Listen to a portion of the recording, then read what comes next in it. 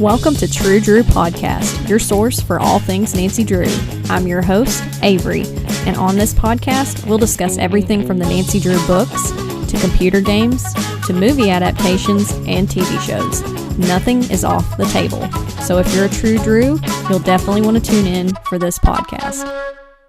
Hello again, True Drews. Now, I know what you're thinking. It's Monday. Why is Avery doing a podcast episode on Monday? Well, we live in unprecedented times, and this is an unprecedented episode. Just consider this a bonus special edition episode of the podcast because we're going to be talking today about Mystery of the Seven Keys. Now, you don't have to worry, we're still going to do a regular episode this Thursday, and we're going to be talking about the book The Secret of the Wooden Lady, but I thought it would be fun to talk about Mystery of the Seven Keys since it comes out tomorrow, Tuesday, May 7th. So if you're a Nancy Drew game fan, you know how long this game has been anticipated. People have been waiting for a new Nancy Drew game for a while now, and the excitement is at an all-time high. This is the first Nancy Drew game that we have seen since 2019. This has literally been 5 years in the making. And if you follow me on my Instagram, True Drew Podcast, you've probably seen me posting about this game, posting trailers and teaser content, because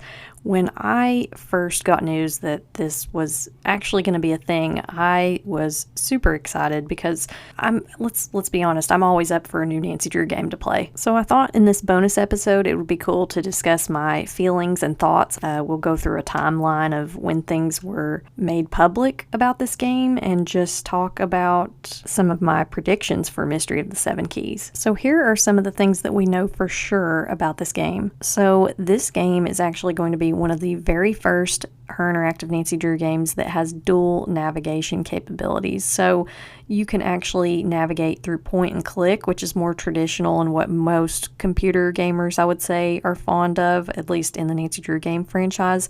Or there's more of a free roaming navigation technology, which is what we saw in Midnight in Salem, the most recent and previous Nancy Drew game to this one. So some of you may be wondering, well, what's the big deal with that? Well, it's actually a huge deal because to me, this shows that HerInteractive has been listening to their customers, has been listening to the people who have been playing the Nancy Drew games for the past almost 30 years. A lot of people had pretty genuine complaints with Midnight in Salem's running system, and it was just a bit jerky, the movement and gameplay. So this is just really reassuring to me because it shows that they're listening. Another thing we know for sure about Mystery of the Seven Keys, it's set in Prague. We got a lot of cool glimpses at the atmosphere that we're going to be in Europe in the game trailer, and that was really, really cool to me. The graphics look amazing. I actually saw someone pose this question on the Nancy Drew Game Fans Facebook page today, and it was just like, do you like games that are set more in America or set more in Europe? And I kind of like both. I mean, I love Last Train to Blue Moon Canyon, Ghost Dogs, Danger on Deception Island, but then I really do like some of these games that are set in Italy, like Phantom of Venice or Danger by Design is set in France. It's kind of cool to have these different atmospheres because you feel like you get to live vicariously through Nancy. And also, I know I may get some hate for this because two of my absolute favorite games are two of the most divisive games in the franchise. I love Phantom of Venice and Danger by Design, just as an example. And I think what I like about them, not just that they're set in Europe, but I like that Nancy is literally on like a spy type mission. I mean, when she's working for Minette, she's undercover. She's working as like an intern at this fashion design studio.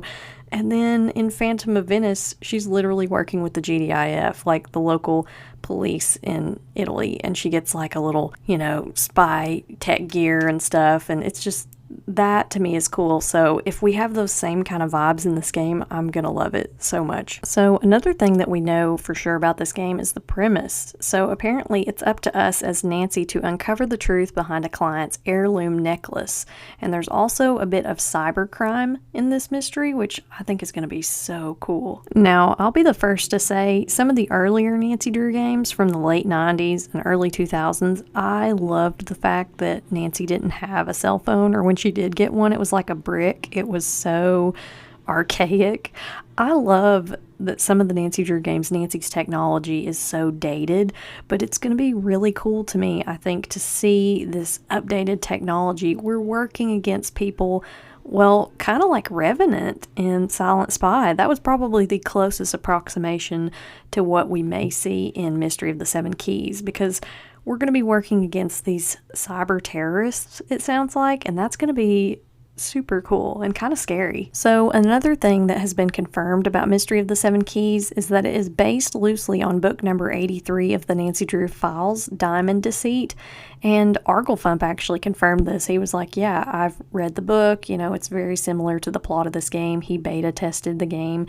So I love when HerInteractive either picks one or several of the books and bases the games off of them, because those make some of the best games in my opinion. I mean, Message in a Haunted Mansion, Treasure in the Royal Tower, Stay Tuned for Danger. Like, there's a lot of the books that were, either the Nancy Drew files or just the regular books that we got games based on. Okay, so next I thought it would be cool to discuss a timeline of events of sorts when it comes to Mystery of the Seven Keys, how HerInteractive went about marketing this game, all the different puzzles they released for everybody to try and solve, because I think that the difference between Mystery of the Seven Keys and Midnight in Salem is just far and wide, like vastly different. Now, I'm going to be real upfront and honest with you guys. I was more in the camp of being very jaded and I guess you could say disappointed after the release of Midnight in Salem and the, I guess you would say, quote unquote,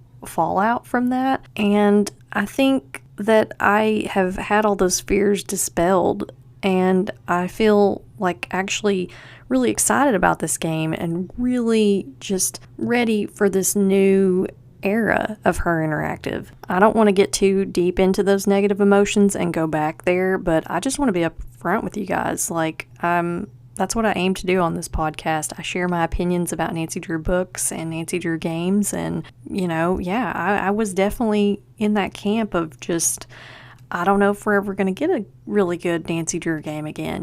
Maybe that chapter has closed, but I also really want to applaud HerInteractive for listening to their fans and listening to their customers, because I feel like this time around it really is so different, and I think that truly is the difference between a good company and a great company. A company that listens to their fans and just their involvement with everybody, with their launch day team and everything. It has been so fun to be a part of that. Now, that being said, when we jump into this timeline of events for the release of Mystery of the Seven Keys, when they first released on April 1st of 2023 that they were gonna have a new game and they were teasing it, I was in that group of people that thought, this is an April Fool's joke. Like, this can't be real. Now, I'm the type of person, if I've been fooled once or I have learned a lesson from a mistake per se, I'm not gonna make that mistake again or learn that lesson again. You know what I'm saying? So when that first was released, I was more skeptical, and I think, naturally so, a lot of us were, but I just kind of sat back and I just watched everything play out, and that's kind of my personality type. I'm more observant and I just want to watch things, and I will, give my opinion later on, but for the most part I'm a spectator in the beginning of things like that. So there was a lot of speculating going on in those early days, but on April 4th, that's the next item on the timeline, it was announced by HerInteractive that a new game really was in the works, and it wasn't a joke. Now, the next items on this timeline for the Mystery of the Seven Keys release, this is so crazy, but I sat back and I watched all these people solving all these puzzles, because there were so many puzzles being released by HerInteractive. And I just want to say thank you to all the Clue Crew members that figured these out, because I didn't want to put my energy into it, even though, it had been released like, oh, it's really happening, it's a real thing. Adult problems. I had to work and had all these other things going on, but it was so cool to see all these members of the Clue Crew solving these things in real time. Now, before we jump into discussing those specific puzzles, it was discovered that a trademark was filed back in 2021 for Mystery of the Seven Keys. So There had been these rumors floating around for a while that we might get a new game, but that is so cool that somebody thought to look that up. So one of the first puzzles that was released in the marketing for Mystery of the Seven Keys was on April 11th. There was a secret website for the game that was discovered by somebody, and you could access it with the password Pergamentum, which is the password to a computer in Curse of Blackmore Manor when you have to go find all the ghosts in the manor. And I remember the clue that came with this. It was something like, look to past puzzles and spirits or something. And so a lot of people were like, oh, it has to be Curse of Blackmore Manor. I just love that they set up an entire website and they thought to use a password from one of the games. That is so awesome. On April 21st, there was a coffee puzzle that was shown and a new character was teased. So another cool thing they did with the marketing for this game was they would release, graphics from the game, new characters and shots from within the gameplay, and that is just so neat. I think that the marketing for this game is spot on. They knew who they were marketing to. They were just like, these people like to solve puzzles. We're going to give them puzzles. Next event on the timeline was April 28th of 2023. This was Nancy's 93rd birthday, and the character of Raddick was teased. And Raddick, we'll talk about these characters more in depth in a second, but Raddick is a guy with brown hair. He's wearing a yellow sweater and like these green kind of almost like cargo utility type pants. You've probably seen people in the Clue Crew, other members, dressing up like this lately to promote the game, and I think it was so cool how HerInteractive got us excited about the suspects that we're going to meet in Mystery of the Seven Keys. I don't know what kind of mystery game player you guys are. I think a lot of people are more puzzle oriented. I am definitely more into interrogating the suspects. I love criminology and just the study of, why people do things that they do. And I love analyzing body behavior, human behavior. And so that's more my style. I am very excited to meet some of these characters and, guess who did it. Now, it was on May 5th that more environment shots were shown, including a tech shop. So there's a lot of locations in this game. Like there's a tech shop, there's a coffee shop, there's what appears to be a church, and then there's like this museum with this jewelry that we're investigating, I guess. But it looks like we're going to get to explore more environments. And I typically like the games where we get to go to more than one location. That is kind of my jam. Next on the timeline, on May 9th, there was a nonogram puzzle that was released, and the solution was in the shape of a sun. And then just a few days later, on May 12th, a new character was introduced, and her name is Elka. And what do you know, she had a sun logo on her shirt. On May 16th, the next puzzle to be released was a phone text puzzle from previous games, because a lot of times Nancy will message people in the later games and she uses her phone to call people in the earlier games. But that was posted, and the resulting phone number that was the solution for that puzzle was actually a password that led us to a video with voice clips from another character. And that character was later determined to be Oscar. I just can't say enough how beautifully HerInteractive released these different aspects of the game. Like, first they got us excited about the characters, and then the atmospheres and the music. Like, it's like reading a mystery book. You want to turn the page to find out more and find out who did it. Like, it's just, the best. On May 25th, another puzzle led us to a countdown that when it ended, a video played revealing the game location was Prague and the name was Mystery of the Seven Keys. And this was really big for a lot of people. I mean, a lot of us already knew the Mystery of the Seven Keys was trademarked by HerInteractive, so the name wasn't a huge surprise, but the fact that it was located in Prague was really, really cool. I mean, we'd had a few little clues and hints here and there, but not anything solid. A lot of people had also been theorizing about Prague being the location too, because it was teased in the previous game, Midnight in Salem. Next up on the timeline of events, in September, the book the game was based on was revealed. So number 83, Diamond Deceit. And on October 13th, Arglefump revealed in a video that he had tested the game, and he confirmed that yes, it was very similar to Diamond Deceit. Just a few short months later, on December 22nd, there was music from the game that was teased, and I'm going to play a few clips of that right now. This first clip of music is called See You at the Theater.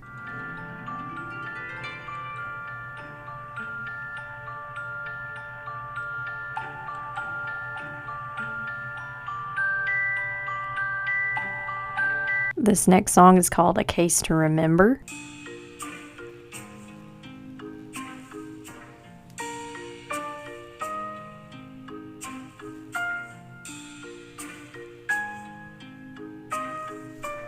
Follow the Plan.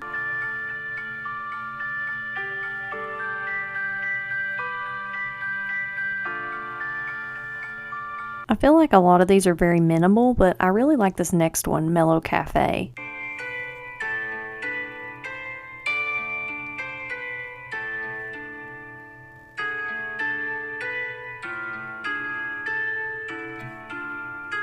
So next up on the timeline of events, on March 6th, the game icon was revealed, and this really helped cement it for a lot of people who were still having doubts.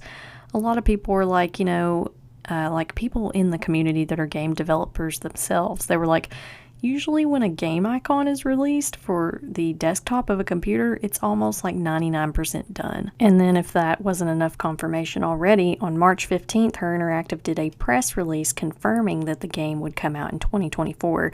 And this was kind of talking about in conjunction with Nancy Drew's 94th birthday and that huge anniversary. On April 1st, exactly a year to the day when they first announced that they were making a new game or finishing up things on a new game, the cover art for Mystery of the Seven Keys was revealed, and it is so gorgeous. I think it's Gooba and Jetpack. They are game streamers on Instagram. Shout out to you guys. They usually do the color palettes for the different Nancy Drew game covers, and they do such a good job with those. But this cover in particular for Mystery of the Seven Keys, there's a lot of purple, orange, yellow, brown. Like, in fact, I actually did my nails in those colors the other day, and it was super fun. I might be just a little excited about this game. Now, the next event on this timeline actually has to do with me. On April 4th, HerInteractive actually reached out to me and asked me if I wanted to be a part of the launch day team for launching this new game, Mystery of the Seven Keys. And of course, I responded with yes, and can I also be involved with the GDIF in Italy? I'll do whatever you guys want me to do. I'll sit through all of Colin's Tesserae slides. I will sort frass. I will do whatever it takes. It's not every day that the game company that is solely responsible for bringing one of your favorite characters to life and making these games that were such a huge part of your childhood reaches out to you via email and it's like, hey, do you want to work together? I think I screamed for a minute and then I just danced around for 5 minutes. I was so excited. Now, the last item on this timeline was on April 16th, the official trailer for Mystery of the Seven Keys was released, and at the end of that trailer, it tagged May 7th as the release date. And a lot of us, I think, we thought, oh, there's a trailer, that's really cool. We did not expect to see the release date that soon. And especially it was just weeks from then. It was just, it blew my mind. So yeah, I think that gets you pretty much up to date. If you haven't been following every clue, or, you're new to the Clue crew and you're trying to figure out what's going on, that is kind of the progression of events. And, a lot of us are just super excited about this new game. And I cannot believe that it comes out tomorrow. I'm so excited because I don't have much to do tomorrow and I cannot wait to play this new game. Also, low-key, I'm kind of intimidated though because all these other games have been out for so long and I'm on Game Boomers all the time, looking up hints for puzzles and solutions, and this is a new game. We can't do that. It's literally solve it, see what you can do, and so that's kind of intimidating. And I don't know, I guess we'll have maybe an amateur and a senior detective. I don't know. I tend to pick the lower one because I'm I don't know. Because if you get into a situation like Shadow at the Water's Edge, those Sudoku puzzles are absolutely crazy. Now, really quick before we talk about some of my predictions for the game and discuss some of the characters' names that we actually know to this point, I wanted to let you all know that I will be putting a link in the description to this podcast episode that will take you directly to HerInteractive's platform where you can purchase the game. It's only digital download, I believe, and it will be releasing tomorrow, May 7th, I believe around 9 or 10 a.m. is what I was told. Now that that bit of housekeeping is out of the way, we're going to discuss some of the characters. This has some of the most characters I think we've seen up to this point in a Nancy Drew game. There are actually 9 suspects that we've been shown at least. Because if you've watched the trailer, there is a spooky black knight, this guy in full, like, knight armor, and we don't know who that is. It could be one of these suspects. Now, we have 3 names of suspects already. We have Radek, who has brunette hair and a yellow sweater. We mentioned him earlier in the episode. And Elka, the girl who has a sun on her t-shirt, she has, like, blonde hair up in a ponytail. There's also Oscar, who is the guy who has a brown goatee and a bow tie. There's a pretty diverse cast of characters. There's also a man who is African American. He's wearing a purple, like, cloak. It looks really cool, actually. There is an older gentleman with glasses and a blue sweater vest. There's a woman in a blazer. She's got short brunette hair. There's a blonde woman in a tan blazer with a purple sweater. And then there is an older gentleman with a green sweater vest and spectacles, and he looks like he's a priest or a member of the clergy. And then there's a woman wearing an apron, and she's got like a pink pixie cut hairstyle. I actually really like the design of these characters. I feel like it's neat that we see these many characters, because in some of the earlier games, there was maybe 2 or 3 suspects, and it wasn't really, like, hard to narrow down. I mean, you had a much higher chance of guessing who the culprit was. So I actually watched the game trailer and slowed it down a little bit earlier, and there's a letter that Nancy gets in the trailer, and it has A. Cezerna, I think is how you say the last name. But I believe this is the blonde woman who is wearing the purple sweater. And I don't know what the A stands for. It could stand for Adela, Anna, Amelia. Like, I was trying to guess what it could be.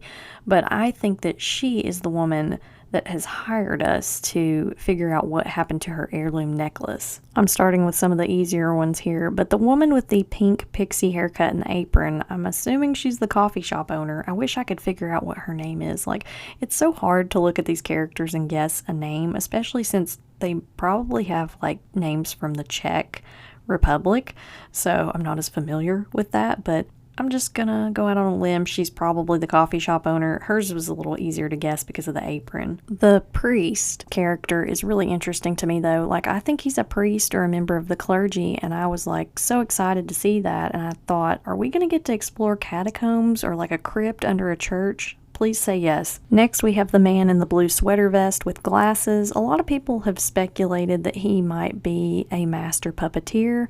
I'm thinking they're probably pretty right with that, because there's a lot of shots from the game, and when he's in those shots, you can see what looks like these wooden dummies in the background and what look to be puppets that are being worked on, so that's a pretty good guess. There's also been some people speculating that Radek is a student or an apprentice puppeteer, and I think that's pretty fair, but I'm going to go a step further and say he might be related to that man. I'm wondering if it could be an uncle or even a father. They kind of favor each other, at least their profile does, their nose. Looking at them, that's gonna be my prediction. I'm just gonna throw it out there. It's gonna be really funny to go back to this episode in a few weeks or months and see how wrong I was. Or maybe I'll get a couple things right, I don't know. But I think it would be interesting if the two of them were related, or if someone was related in this cast of characters, because we haven't really seen that since, there was Big Island Mike and Pua.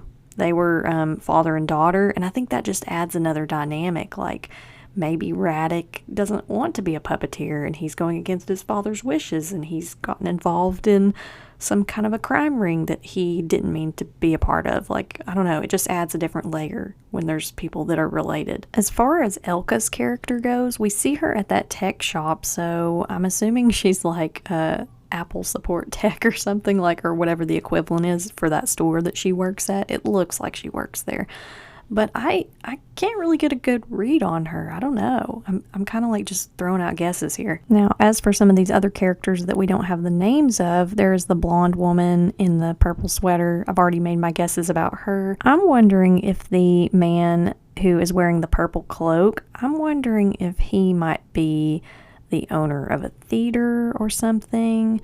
And the guy in the bow tie, he kind of strikes me as a art purchaser or like a curator for a museum. And then the woman with the brown short hair, she kind of looks like, I don't know, she could be a curator too, but maybe she's just a jewelry specialist. I don't know. I'm going to go ahead and throw out a prediction on the culprit, though. I'm wondering if it isn't the woman with the brunette hair, or the guy with the bow tie, or maybe Oscar. I will definitely post a picture of these suspects on my Instagram, too, because I want to know what you guys think. It's hard to just judge somebody, it's like judging a book by its cover. And hindsight's 20/20. Whenever you play these games, you go back and you find clues, and you're like, that's how I knew they did it. But it's just interesting that we have 9 suspects to pull from. So yeah, I guess that concludes today's episode for the Mystery of the 7 Keys. I hope you guys enjoyed talking about this and speculating about some things, because a lot of things are still so unknown about this game.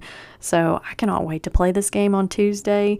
And if you end up buying the game and playing it too, you feel free to DM me on Instagram, because I love to talk about the games, and it's so fun. Like, it's been a while since I've been playing a game and someone else I know has been playing it at the same time, so it'd be really fun to discuss. I hope I'll see you guys in Prague, and in the meantime, I guess I will see you again on Thursday for the episode for The Secret of the Wooden Lady. I actually really liked this book, so I can't wait to talk about it with you guys. Until next time.